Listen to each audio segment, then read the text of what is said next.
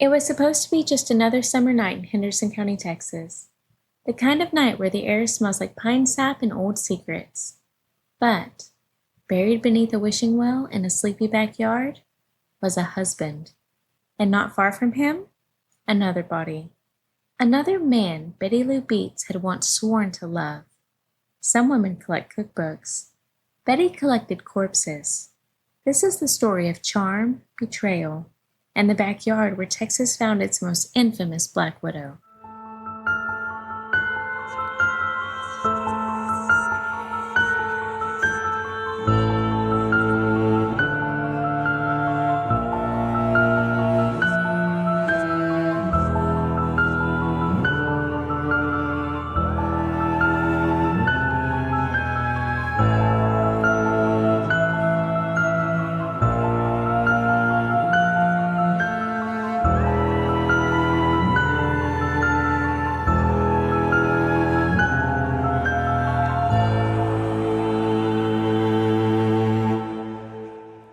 Welcome back to Glow in the Dark, where beauty meets the bizarre.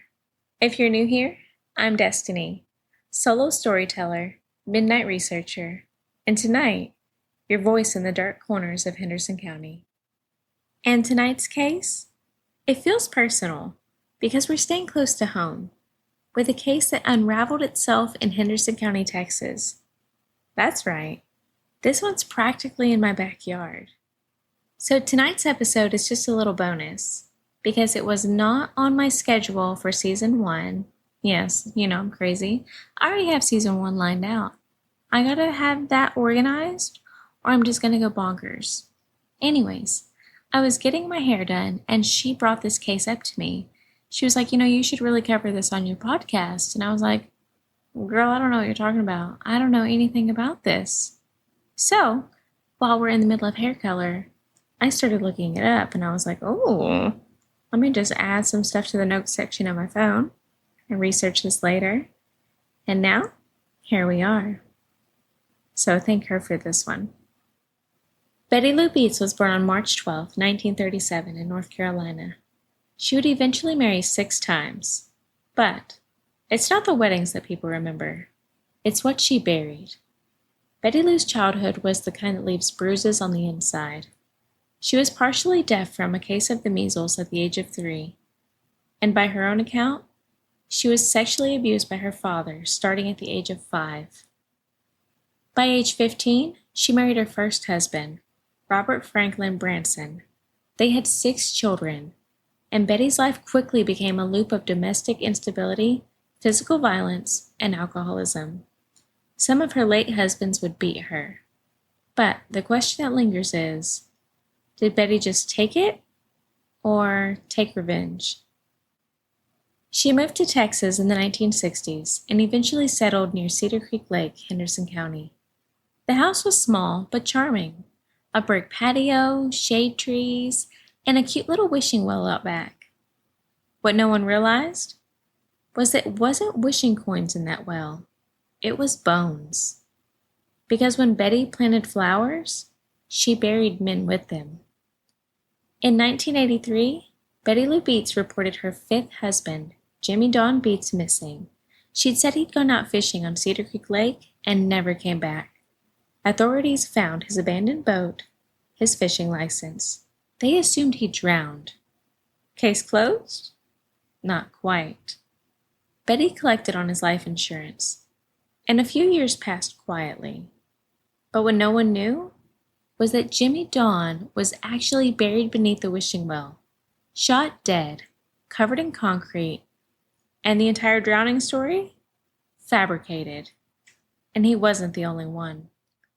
Betty's 4th husband, Doyle Wayne Barker, had also disappeared under suspicious circumstances years earlier. She told people that he had just run off, but the truth was darker.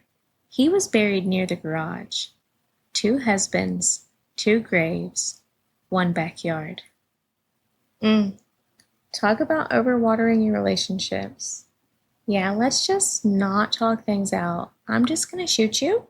So I have free fertilizer, and then I'm going to have great grass. I'm going to plant some gardenias, but I'm going to put one of you by the wishing well so we can just wish that no one finds you. We can just wish it all away, Betty, because that's how things work. You get fertilizer, flowers, and wishes. Yeah, that makes total sense. And let's not forget the life insurance money. You need money for those flowers, Betty. I know you do. What the hell? But what finally brought everything crashing down around her was her own son, Robert Branson, Betty's child from her first marriage. He told the police that he helped his mother hide Jimmy Don's body. He was there when she shot him, and when she asked him to help bury the evidence, he did. Naturally, police reopened that case, and they searched the property. And what they found beneath the concrete of the wishing well was a body wrapped in a rug. It was Jimmy Don. And a few feet away, another shallow grave. Doyle Wayne Barker.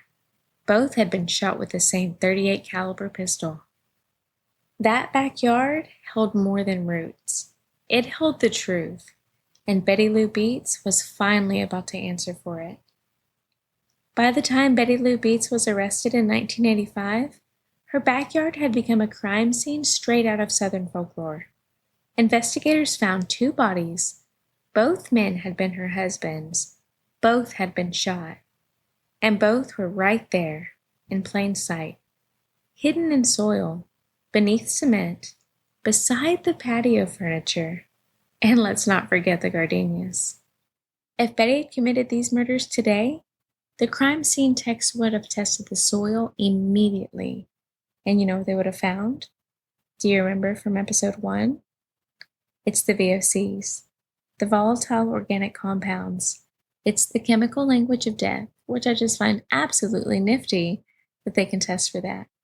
So it's gases released by decomposing human remains. So long after the bodies are gone, this lingers in the soil. So even the soil would have given Betty away, just like that. But back in the early 80s, all she needed was a shovel and a rug. She was indicted for capital murder, specifically for the murder of Jimmy Don Beets. Though both men were found, prosecutors chose to focus the trial on Jimmy's death. Why? Because Betty had reported him missing, staged a scene, collected life insurance, and involved her son in the cover-up. The case was airtight. The trial began in 1985, and it was Texas justice at its sharpest. The prosecution laid out the narrative of a coldly calculated murder. They introduced Betty's history of abusive relationships, but made it clear, in this case, she wasn't the victim. Her son Robert testified that Betty shot Jimmy Don in the bedroom, then told him to help dig a hole. They wrapped Jimmy's body in a rug, buried him beneath the wishing well, and poured concrete over him. He also testified that Betty had rehearsed her missing person story, instructing him on what to say if he was questioned. And Robert wasn't the only one who testified. Betty's daughter Shirley took the stand too. She told the court that Betty had openly discussed wanting to kill Doyle Wayne Barker years before he had vanished. And even more chilling, Shirley said that Betty showed her where Doyle was buried. This wasn't just a crime scene. That was a family tour. She didn't just bury her husbands. She rehearsed her alibi like a script. Forensic psychologists call this coercive influence, when someone uses love, guilt, or fear to make you compliant. Betty didn't just pull the trigger. She pulled emotional strings and made her son dig the grave. And the worst part? He was only 19. Betty's defense? That she was the victim of lifelong abuse. She claimed that she was emotionally unstable and had been battered by her husbands and suffered from PTSD. But the jury wasn't swayed. They saw the timeline, the insurance fraud, the calmly executed lies, and the fact that 2 men ended up dead, years apart, in her yard. It didn't look like self-defense. It looked like premeditation. Prosecutors also argued that this wasn't just about rage or survival. Betty Lou Beets had a financial motive. She collected life insurance on Jimmy Don Beets. claimed his pension, and kept Barker's truck. Every body she buried came with a payout. Betty Lou Beets was convicted of capital murder in 1985. She was sentenced to death. She spent 15 years on death row, appealing her case at every turn. Her legal team claimed that she was mentally unwell, she had ineffective counsel at trial, and that her traumatic childhood and abuse were not fairly presented. But the courts rejected every appeal. The Texas Court of Criminal Appeals upheld her conviction in 1988. Her last federal appeal was denied in 2000. The execution was scheduled, and when Texas sets a date, it rarely blinks. Betty Lou Beets spent her final day at the Mountain View Unit, the women's death row facility in Gatesville, Texas. On February 24, 2000, she ate her last meal. Nothing. She declined to request one. At 6:18 p.m., she was led to the death chamber at the Huntsville unit. She made no final statement. The witnesses present included family members of the victims. Some reports say she refused to look at them. Others say she was calm, composed, almost distant. At 6:40 p.m., Betty Lou Beets was pronounced dead by lethal injection. She was 62 years old. She became the second woman executed in Texas since the Civil War. Betty Lou Beets was buried in the Huntsville Prison Cemetery.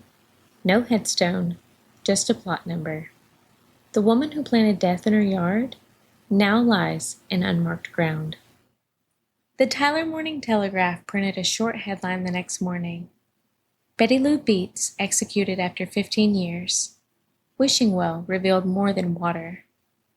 So yeah, the woman who buried her husbands in her yard was now buried in the state archives and in death penalty history. So, what was Betty Lou Beets? A serial killer? A battered woman who snapped? A Southern belle who masked rage with lipstick and garden gloves? There's no easy answer. She was definitely a woman who killed two of her husbands, a manipulator who involved her son in both crime and cover-up, a calculating actor who fabricated police reports and collected insurance checks. But she was also a survivor of child abuse, a woman failed by multiple systems, someone who lived in a life of violence, both suffered and inflicted. So, if you ever walk past a wishing well in a quiet Texas yard, think twice before tossing in a coin, because you don't always know what's waiting underneath. Sometimes Southern charm is a costume, and sometimes love isn't just blind, it's buried. Betty Lou's story isn't just about murder. It's about the darkness people bury, in their yards and in themselves. And in Henderson County, some people still whisper when they pass that old house. After stories like this, I always like to bring us back to center, because true crime isn't just entertainment. It's a reminder of how easily the ordinary can turn into something unrecognizable. If you or someone you know is surviving domestic abuse, reach out. Resources exist. No one should be trapped in a home that feels like a grave. And for those of us who process dark stories with lipstick, ritual, and reflection, tonight's beauty ritual is simple. Cleanse, moisturize, pause. Take off the weight of the day. And remember that glam doesn't always make you soft. It makes you sacred. Thank you for walking in the dark with me tonight. Don't forget, wherever you're listening to your podcast, subscribe and leave a review below. And share it with your friends. It really helps more than you know. Also, down below, I'm going to link where you can follow me at on Facebook, Instagram, TikTok, and feel free to message me because I would love to do like a listener episode. I don't know what we're going to call it yet, but I would love to read one or more of your stories on the podcast. Make it like a whole little mini-sode. I just think that would be so much fun. Also, if you heard some static in this, I am so sorry. I swear I'm trying to work on these cords and this connection, but something is going on. I'm on like cord number 3, still trying to get it all organized. And Today my cats were a little crazy. I have two cats, Gandalf the Grey and Lyra. Today they were being a little crazy, so if you heard them, I'm sorry.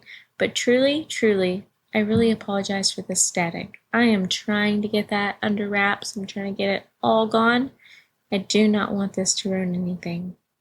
Until next time, stay radiant, even in the dark.